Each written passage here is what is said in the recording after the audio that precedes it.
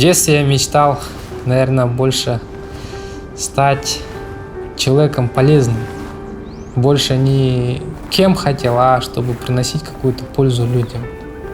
Ну, у меня каждый день, у меня график начинается с 7 утра, заканчивается где-то часов 10.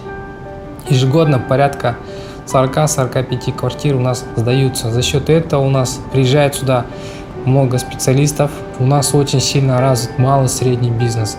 К нам приезжают на выходные жители ближайших районов, закупают и продукты, закупают и бытовую электротехнику.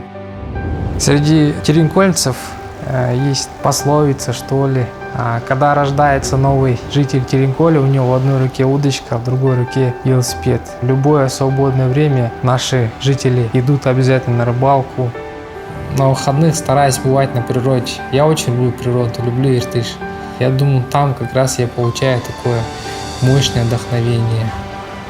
Возможность для нас всех одинаковые, только как каждый из нас будет использовать, это все зависит от него. Я сейчас проживаю, как и все, в однокомнатной квартире.